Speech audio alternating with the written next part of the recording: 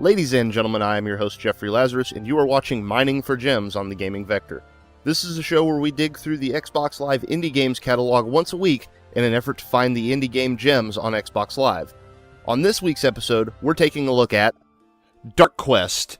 This is a $1 downloadable Xbox Live Arcade title, and it appears to be in the vein of old school RPGs. So let's go ahead, press start, jump into the game, and see what is on offer here. So first thing we're going to want to take a look at, obviously, is the options.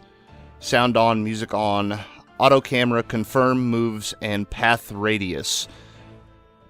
So confirm moves and path radius, I'm assuming that has to do with the fact that this is a turn-based RPG from the looks of things. Not sure exactly what auto camera does, and then music and sound on and off. So let's go ahead and jump directly into the game here. Looks like we have 3 save files. That's always nice for an RPG to have multiple save slots. And we will start new.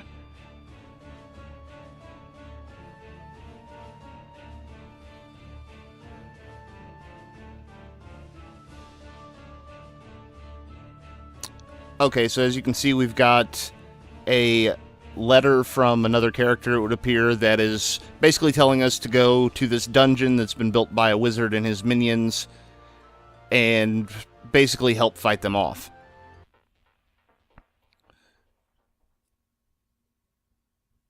So as soon as we get past this loading screen, hopefully we'll get into some gameplay and we can see exactly what this game is really all about.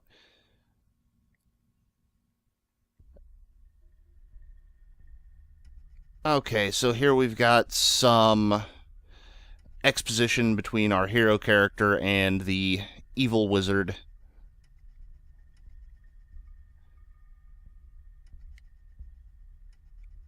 Okay, so it appears we have 150 turns before things end, although I don't know exactly what that means. Also, we had nothing to tell us what the controls actually were. Here we go. Game rules. Let's see what this is.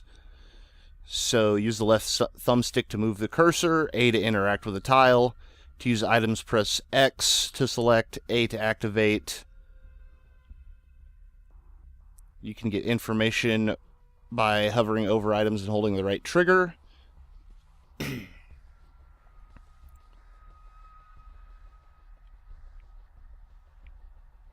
And we can see some of our other things, such as health, ending a turn, so on and so forth. I'm not going to get too deep into reading all of that right now. Let's just go ahead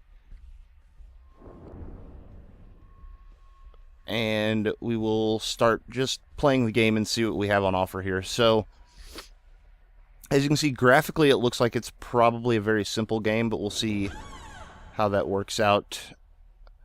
Now here we have a skeleton on the ground, and it also looks like we may have our first enemy encounter. So let's go ahead and move over to the skeleton, and here we can see the monster's turn, and he misses his attack. So if we just click directly on the monster, you can see we do an attack. Pardon me. We do an attack, 2 points of damage, and that kills the monster. Now it looks like we may have some loot as well. So there we are, 15 gold pieces there, and another 11 there. And let's just continue onwards.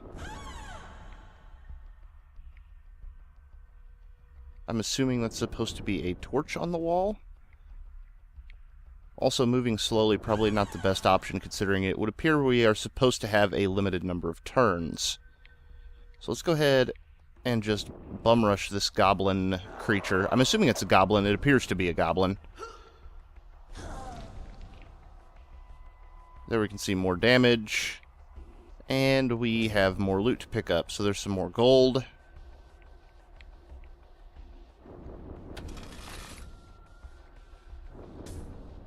So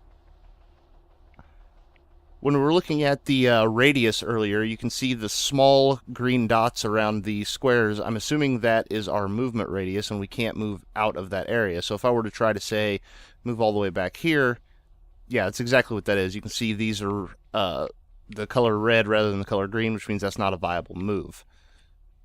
Now the question is, I'm assuming, yeah, if I just click up here, it cancels that move and moves us to the other place that we wanted to go.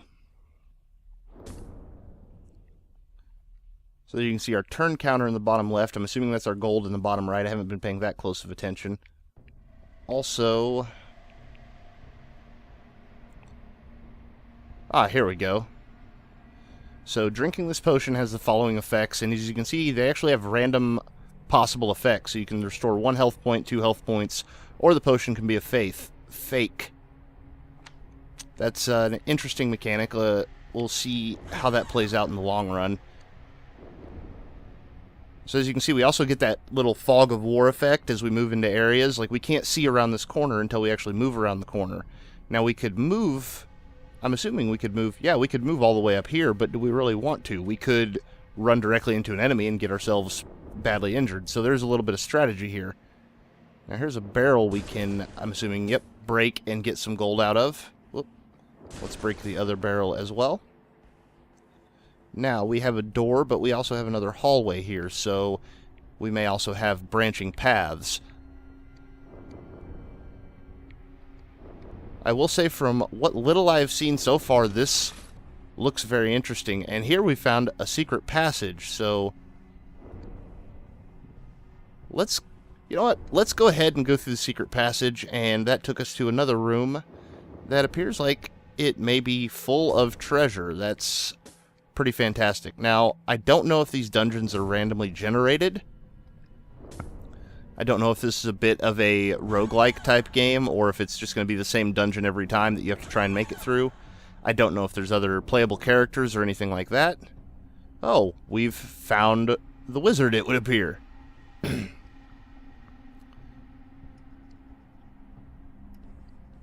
Or we found a wizard. So, once again, some exposition, and here we have to roll the Skull of Fate, whatever that means. So let's go ahead and take a look at this, and we lose 1 health. Okay. I just want to look real quick and see what exactly the Skull of Fate is. Controlled by the evil sorcerer, he may summon a hero at any time he wishes. The skull will trigger a random event that may affect 1 or more characters. So, basically that's the game's way of being a dick.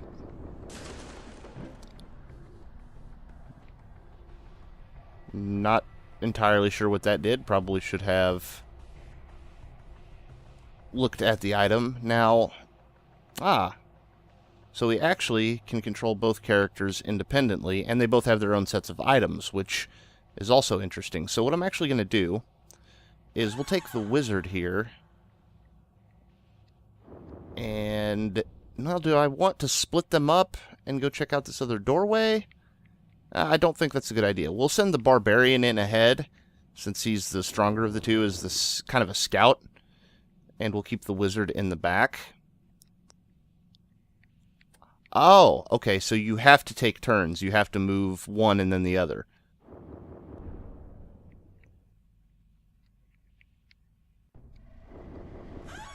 So let's just go ahead and keep popping doors open. Now, there's another enemy. Not sure what that is, an ogre of some kind maybe, but he's only got 1 health, so it shouldn't be too much of an issue. Now, let's go ahead and move the wizard into the room here. And hopefully that wasn't a terribly bad idea. So now, let's take a look at the wizard here and see what kind of statistics he has. So, his attack is 1.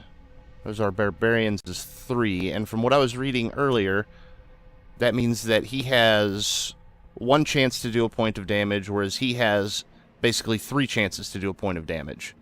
So let's go ahead and pull the wizard back, and we'll move the barbarian in here, so if worst comes to worst, he can take the damage. As you can see, we did get hit, and then he can hopefully... Nope, not able to kill that just yet. Now, with this guy being a wizard, I would think perhaps he could target from a distance, so we're actually going to try and see if that is a thing that can actually happen. So we'll kill that guy, and then we'll bring the wizard in. You can see he resisted the damage. I'm assuming that's because his magic resistance is 7 out of 10 versus the fact that he has no magic resistance but is resistant to hits. Now let's see if our wizard... Yes, he can attack from a distance. So I'm assuming that's what the icon next to the character is, like literally on the right side of the portrait. He has a staff, whereas he has a sword. So that gives you an idea of what kind of attacks they actually do, whether it's a ranged attack or something more close up. Also, it looks like the wizard has a more limited movement range, which once again we should be able to see here. Movement 4 squares versus his movement of 5 squares. So let's actually go ahead and use this item. And there you can see it gave us 1 health, so we got one of the better effects. And we'll go ahead and use him to grab the gold. And now that we still have control of him, let's go ahead and pop through this door and see what's on up ahead. Oh, clever. The character tells you himself that I can only do 1 action per turn. Okay, and once again, Skull of Fate. Lose your next turn.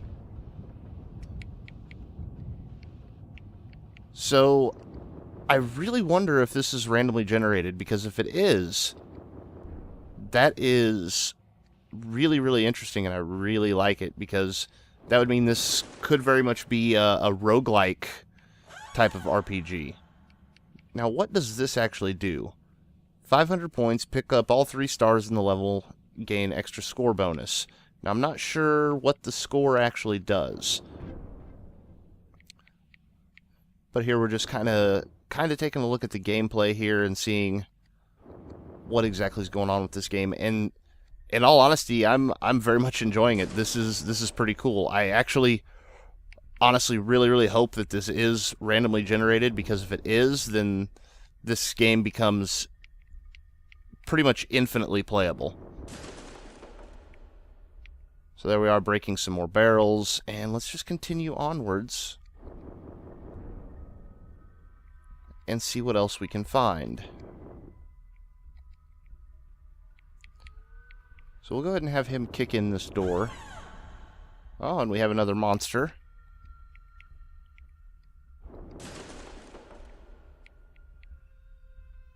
So what I actually want to do now... Oh, okay, so that door is apparently locked. Now let's see... So he blocked that attack, but let's see how he does against our magic attack.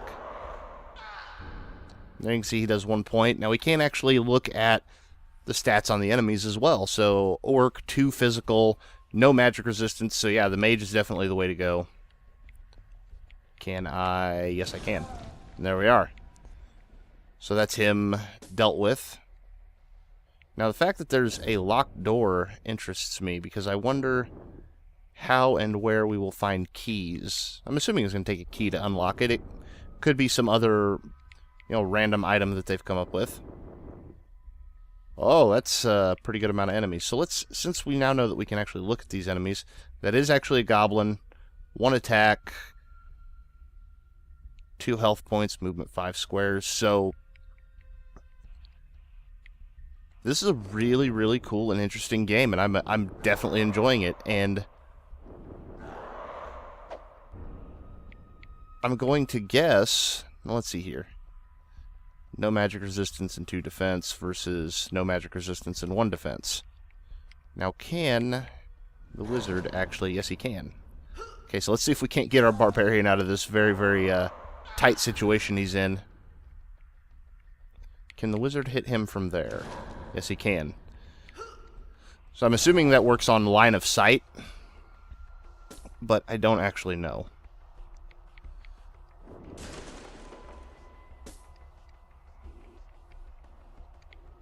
Yeah, as you can see, I'm just moving along, just kind of playing the game, and hopefully you guys are enjoying seeing a little bit of a live demo of it.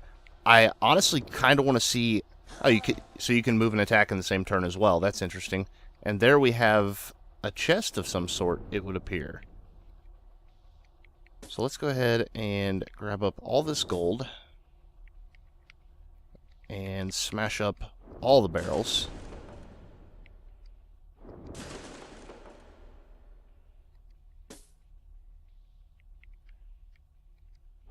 And now let's go take a look at what's in this chest here. So did we get... I don't know what just happened there.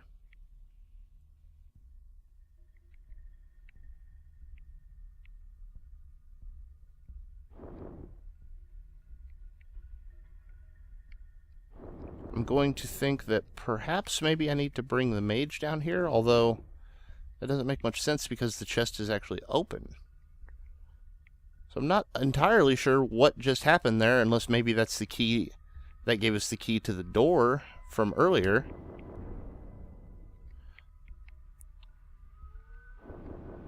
So, yeah, a little bit lost on what that exactly was, but other than that, this seems to be a pretty solid game.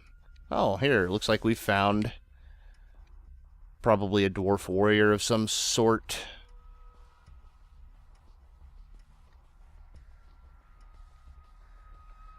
So now, yeah, Thorin the dwarf.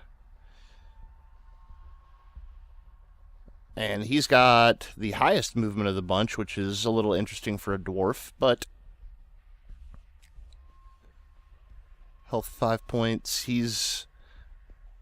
Looks like he's going to be faster than the rest of them, but maybe not deal... Yeah, definitely not be able to deal out quite as much damage or have as much health.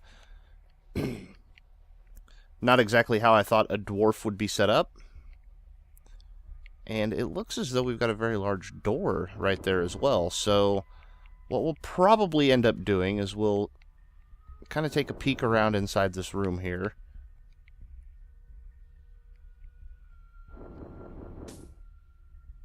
Oh, we found us another monster. Okay, well, you can just... Okay, you can block the attack. Sure, that's fine too, I suppose. But let's see if we can... see, there's another chest. There's a pressure plate, it looks like. But first things first, we need to deal with this goblin here. And then maybe we'll see about this large door. Can you kill him, dwarf? He did 1 damage. That's not too shabby. Whoop. Ah. And that should hopefully kill him. Yes, it did. So let's go ahead and bring our mage up here in front of the door. And the Skull of Fate one more time. Let's see what happens here. We lose 30 gold. Now, see, with all this gold and whatnot, I'm wondering if this isn't... I really am wondering if this isn't a roguelike, because it sure seems like it could be. Still not entirely sure what the chest does. Perhaps it will say something in the...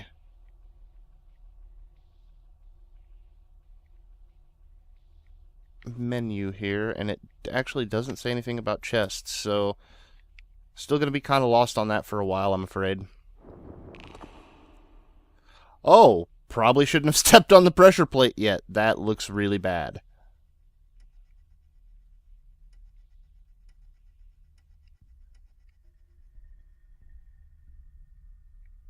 Okay, well, let's get our wizard up here into the back of this hall.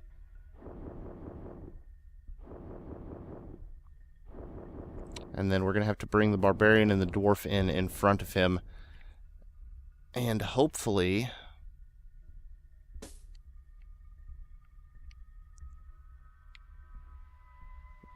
alright. So let's bring the dwarf down. Can he actually attack this turn? He can. And he managed to kill that creature, so that's great. Now...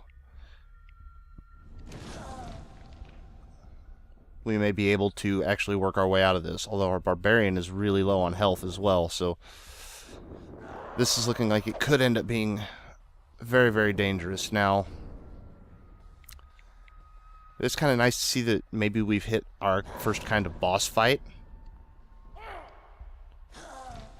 I always like being able to at least look at sort of a boss battle in one of these videos so we can see exactly how the mechanics of the game are going to work against actual bosses in late game scenarios. Now, he's a big fella with... Whoop, that's gold. That's gold. That's gold. Why can I not actually see... So I would say that might be a bit of an issue, not being able to see his stats, because it looks like all the spaces he's standing on just simply have gold. So let's go ahead and try and kill this guy. There we are.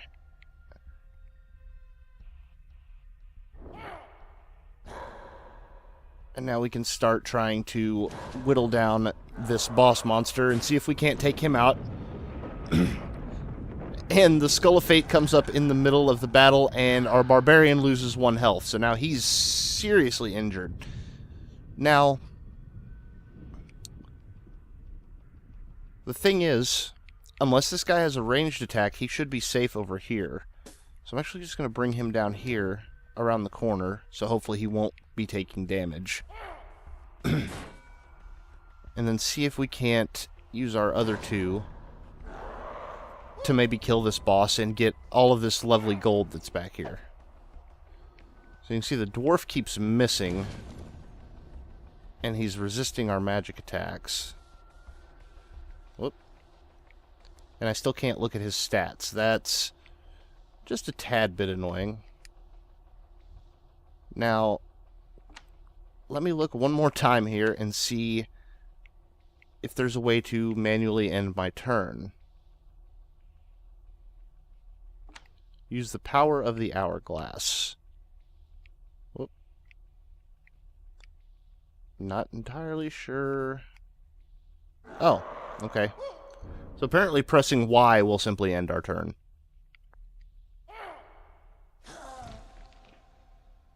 And we managed to kill the boss monster. So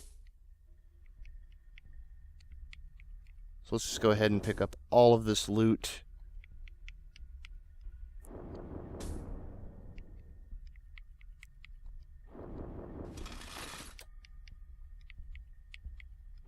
And then we'll probably head through this next door, see what's through there, and then we might end the video at that point. But as I'm picking up all of this gold, and we're not really in combat, so I'm not having to try and strategize, I would say that for $1, this is a... Oh, this could actually result in his death. Nope, just lose 40 gold. I would have to say that for a $1 downloadable Xbox Live Arcade title, this is definitely a hidden gem of a game. Now, that also partially depends on whether or not this title actually has the roguelike elements that I was talking about earlier, where the dungeon is randomly generated and things of that nature. It would be nice if I knew more, but unfortunately, at this point I don't. Now, it looks as though we have a staircase over there, so let's just go ahead and we'll head on down the staircase.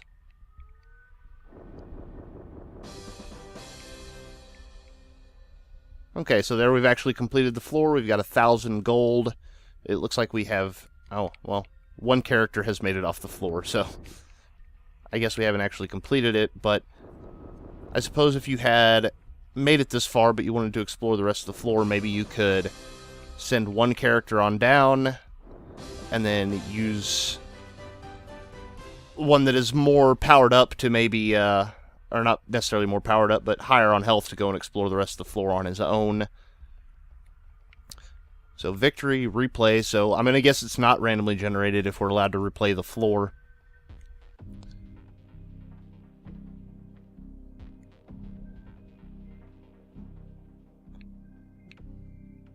And here we can see, I'm glad I actually got this far because we've actually made it to the town from the looks of things, so we can actually talk to some townsfolk here.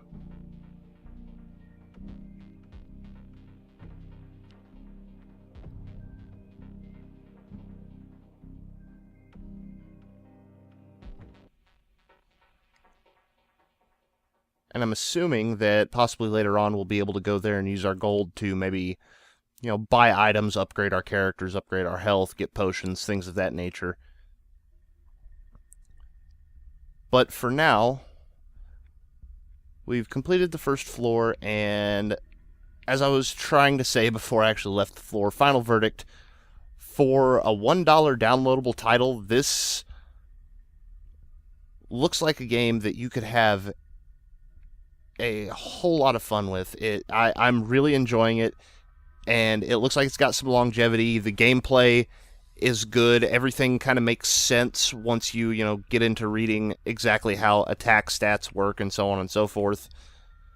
Everything in this game just kind of works, and for $1, it's really a steal. So I would definitely recommend picking this up and playing it, especially if you're into these old school style RPGs, this turn-based stuff. But yeah, definitely worth the asking price, to be sure. And as I was saying, this definitely falls in the category of being one of the hidden gems on Xbox Live Arcade. So with that being said, as always, I have been your host, Jeffrey Lazarus. I'm going to continue playing Dark Quest for a while. But before I go, I would like to thank you all for watching.